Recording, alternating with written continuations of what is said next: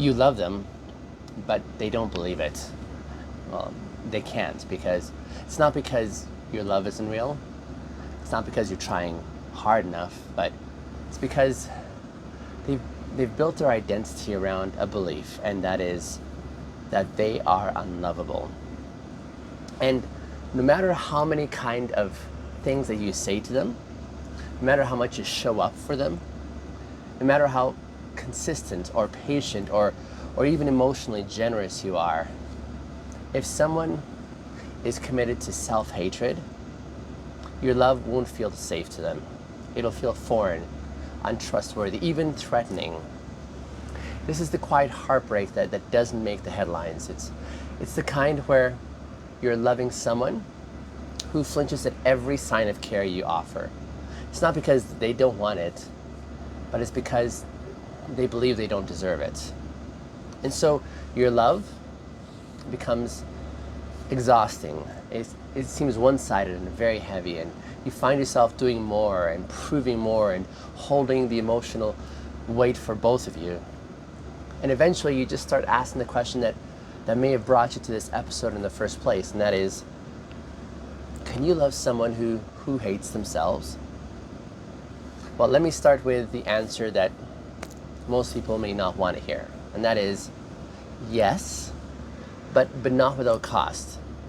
Because when someone hates themselves, love isn't soothing, it's more so suspicious, and it doesn't confirm their worldview, it confronts it. And that confrontation doesn't always lead to growth. Sometimes it leads to sabotage, other times it leads to withdrawal, and sometimes it leads to you being treated like the enemy. And it's not because you did anything wrong, but more so because your presence makes their shame louder. And so you tell them that they're beautiful, and they flinch. You try to hold them, but they pull away. And you try to write them a heartfelt note, but they can't believe a word of it. They may say things like, "Oh, you're just being nice," or "You don't really know me," or "If you saw the real me, then you'd leave." And suddenly you're not just fighting for love, you're fighting for the ability to believe that it even exists. That's not intimacy, that's emotional CPR. And it will leave you gasping if you're not careful. Because love that constantly hits this wall of shame becomes a rescue. And rescue, no matter how noble it feels, is not a foundation for a relationship. It's a distortion of it. So let's talk about what self-hatred actually feels like from the inside. You see, it's not just low self-esteem, it's this lack of confidence. It's a deep, pervasive sense that there's something fundamentally wrong with you, that your existence is a burden, and that any goodness that someone sees in you is either fake, misinformed, or just temporary. And if you believe that about yourself, and then someone tries to love you, you just assume it's a mistake. And so you protect them from the mistake. You push them away, you poke holes in their care, and you discredit their affection. And again, it's not because you don't want to be loved, it's because being loved feels like a setup for disappointment. So it's better to end it now before they really see you, before they realize what you already know about yourself. Because before they leave, it's better for them to know what everyone else does. So if you're trying to love someone who lives inside of that reality, you're not just offering affection, you're actually waging this war against the story that they've rehearsed for years. And that's a war that you cannot win. And that's because their healing is not your job. Even if you love them, even if you see their worth, even if you've built your life around trying to help them feel it, you cannot love someone who believes they're unlovable. They have to do the work to receive the love and to make space for it and to tolerate the discomfort of it. Because real love feels unbearable to someone who's steeped in shame. It's vulnerable, it's exposing, it invites closeness, which is the exact thing that they fear the most. Because closeness means being seen. And if you hate what you see, especially in yourself, being seen is terrifying. So they hide or lash out or just shut down. And you're left wondering why your love is not working. It's not that it isn't real, again. It's that it is not received. And love that is not received can't circulate, it can't grow.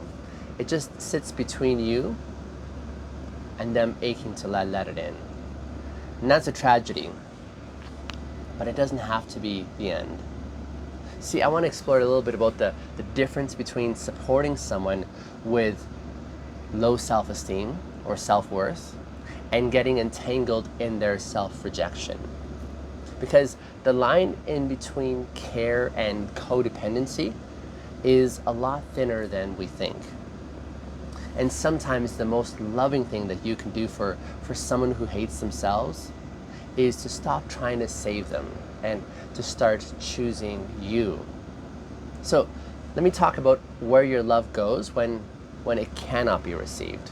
Because love, when it's unreceived, it doesn't just float in the air.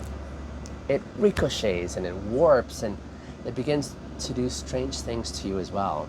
You see, you start questioning your worth as a partner and you wonder if you're doing something wrong. You try harder, you love louder, you prove that you can stay there, you perform, you persist, hoping that something will finally get through. But that hope, it becomes pressure over time, not just on them, but also on you as well. And suddenly love feels like a job, like you're managing emotions and walking potentially on eggshells and shrinking your own needs to keep the connection afloat. But that's not love. That's emotional labor in disguise. It doesn't start with resentment though. It starts with compassion, right? You want to be understanding. You want to hold space. You want to help them heal.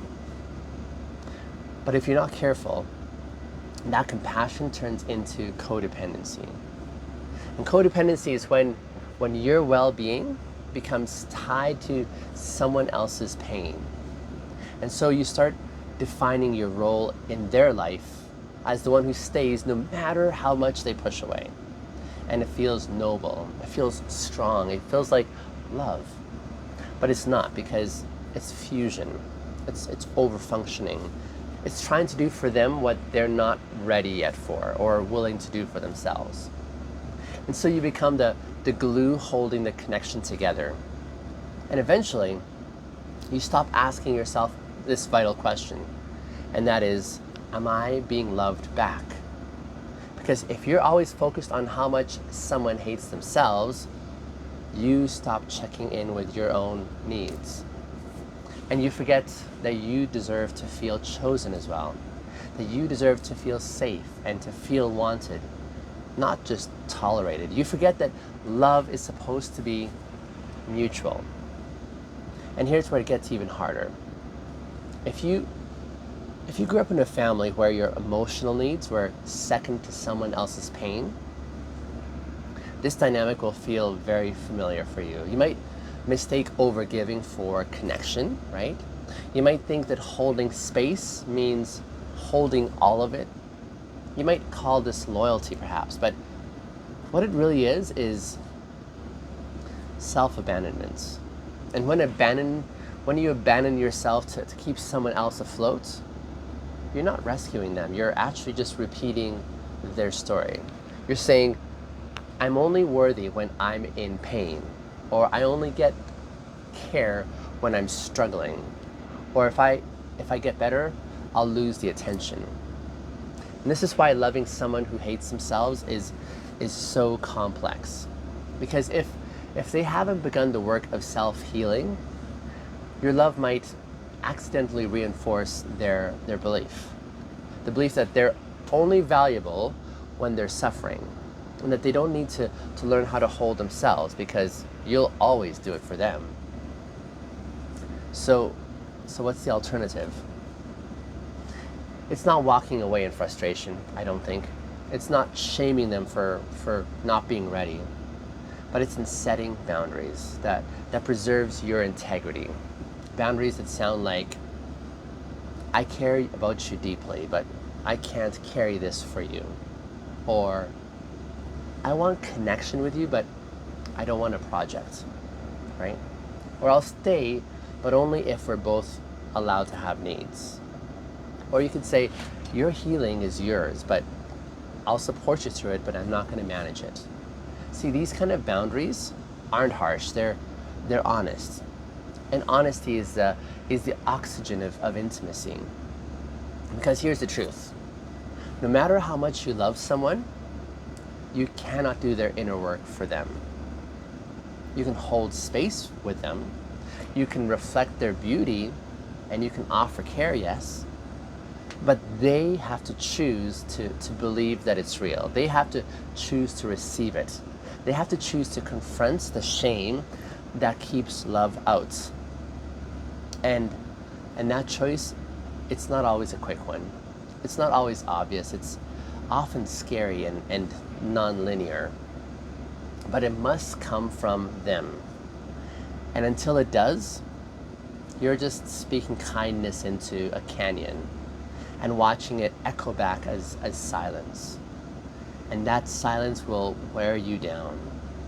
And you'll start believing things that aren't true. Things like, maybe I'm not enough, or maybe I just need to try harder, or maybe I should be more patient.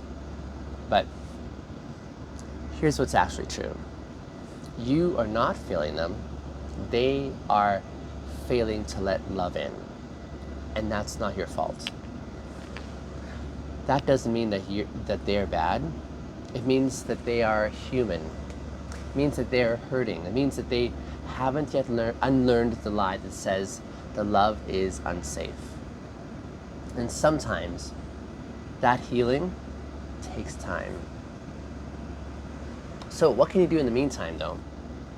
Well, you can love from a distance if needed, right? You can choose presence without enmeshment. You can stay connected to yourself even while caring for them. Because losing yourself is not a requirement for loving someone else.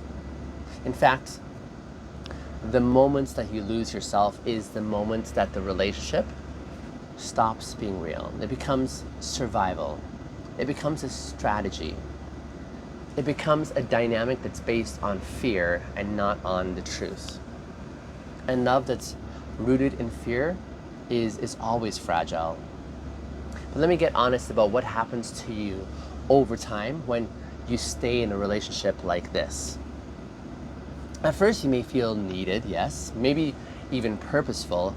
I mean, you're the one who sees them and who sticks around and who doesn't flinch when they show their wounds to you. And you tell yourself, they've never had anyone like me, right? I can love them through this.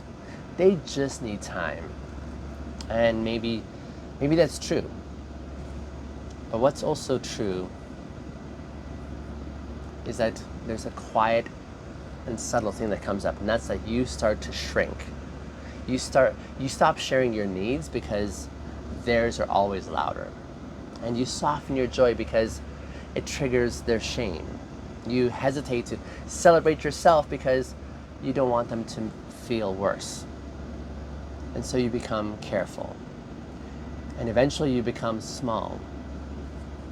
See, that's not partnership. That's self-erasing.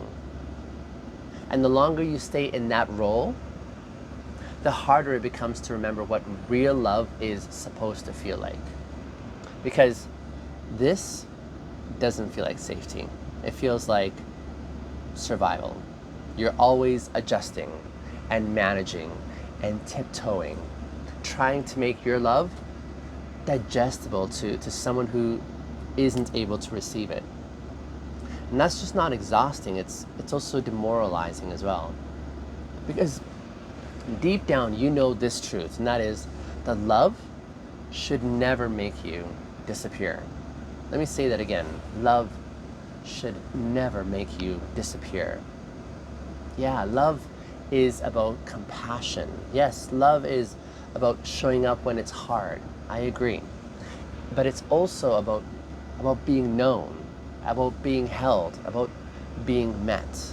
And if you're always giving and rarely receiving, that's not love. That's endurance. And you deserve more than to endure your relationships, right? You deserve to experience them fully and honestly without performance. So what does it look like to stay grounded in yourself while loving someone who struggles with self-hate? It looks like this. You stop over-explaining your intentions just so that you can soothe their doubts. You let them sit with discomfort without rushing in to fix it. You express your needs even when you know that they might not be able to meet them. Or you reflect their worth without becoming responsible for whether they believe it or not. You stay rooted in yourself no matter how shaky their foundation feels. That is love with integrity. Love that doesn't collapse into rescue. Because when we rescue, we're not loving, we're managing. We're trying to prevent outcomes rather than build true connection. And that's not sustainable. Eventually you'll resent them, even if you never say it out loud, even if you still love them deeply. Because no one can keep giving without being received. No one can keep showing up without being seen. And when your love hits a wall again and again, it starts to feel bruised. And you become tired, then numb, then possibly bitter. Not because you're cruel, but it's because you've been unmet for such a long season. And that's the danger of staying too long in dynamics that are built around this imbalance.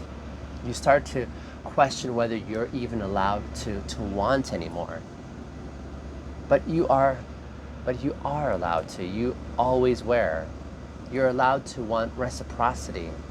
You're allowed to want joy. You're allowed to want to be with someone who wants to receive you, not just tolerate you. So if you're in a relationship like this right now, you might be asking, can they ever change? Is it worth staying?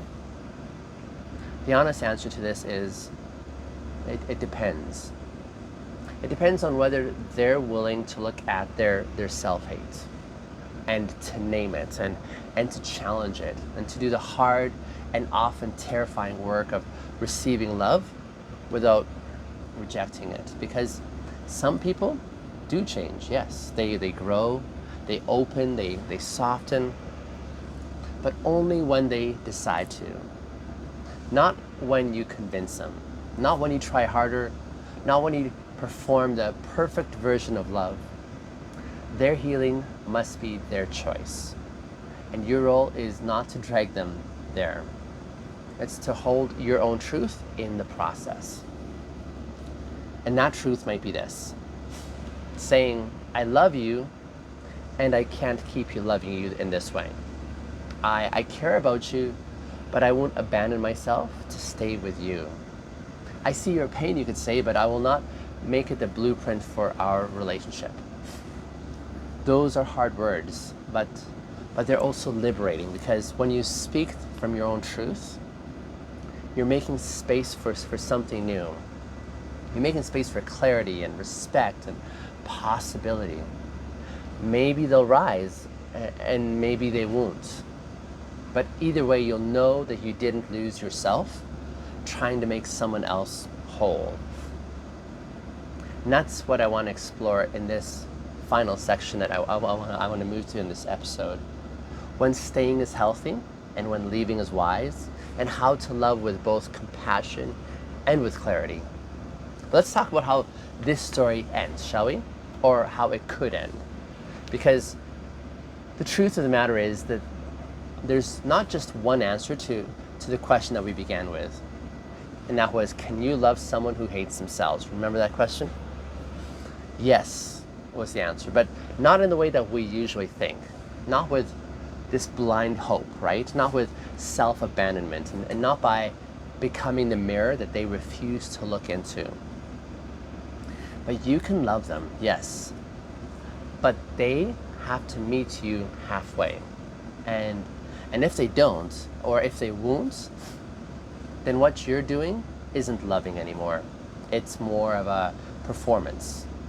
And here's how to know if your staying is still rooted in integrity. Are you able to express your own needs without guilt? Is your care being received and appreciated, or is it just dismissed and distorted? Are they open to their own healing journey, even if it's imperfect? And can you be your full self in the relationship and not just the emotional caretaker? Do you feel seen, valued, and wanted instead of just tolerated? If the answer to most of these questions is no, then love isn't enough. Because love without mutual willingness becomes a sacrifice, and sacrifice without reciprocity becomes this silent suffering. You don't owe anyone your own slow erosion in the name of love. You don't have to keep proving your worth by staying in a dynamic that starves you. Sometimes the most loving thing that you can do for both of you is to walk away. Not in anger, not in punishment, but in truth. Because staying when nothing changes doesn't make you loyal, it just makes you lost. And the relationship that you most need to protect is the one that you have with yourself. So let's be clear, you can still love them, and you can still want the best for them, and you can still believe in their worth, yes. But that belief cannot come at the cost of your well-being. So it's okay to say, I see your pain, but I will not become it. It's okay to say, I believe in your healing, but I won't bleed to make it happen. It's totally all right to say, this isn't sustainable and I deserve to be loved back. And if they are willing to grow, if they are slowly letting love in, then your role is not to rush their healing. Your role is to stay grounded in your own, to love without losing yourself, and to support without suffocating yourself, to offer but never to overextend yourself. Because real healing happens in mutuality. When love is not a spotlight on one person's pain, but a shared warmth between two whole growing humans, that's much more healthier. So what do you do now? Return to yourself. Ask yourself those hard questions. Grieve what this dynamic has cost you. And then choose you. Not from fear, not from fantasy, but from integrity. Do you want to stay? Consider that. Can you stay without disappearing yourself? Is there movement? Is there growth? Is there hope that's rooted in action and not just longing? If yes, then stay. Stay with clarity. Stay with healthy boundaries. Stay with your full self intact. If not, then leave. And know that leaving isn't a failure. It's faithfulness and fidelity to your truth. Because loving someone doesn't mean that you're meant to stay. It just means you saw them clearly and you offered your heart. And now it's time to choose how you love yourself as well. This is the complexity that we don't talk about enough, I think. We romanticize love as rescue, as endurance, as relentless giving. But love that's real, it doesn't drain you. It grounds you. It builds you. It grows from shared effort and not desperate sacrifice. So here's the last thing I want to say to you. If you've been loving someone who hates themselves, You're not weak. You're not foolish. You're not broken. You're brave. Brave enough to see someone's pain. Brave enough to stay longer than was easy. Brave enough now to even ask yourself the hardest question, and that is, what does my healing need? I want you to ask that and honor the answer, even if it costs you that very relationship, even if it invites you to grieve, even if it hurts at first, because loving them can't come at the cost of loving you. And yes, you are worthy of love that lands, love that doesn't ricochet, love that isn't work to believe, love that feels like home and not a battlefield. You got this.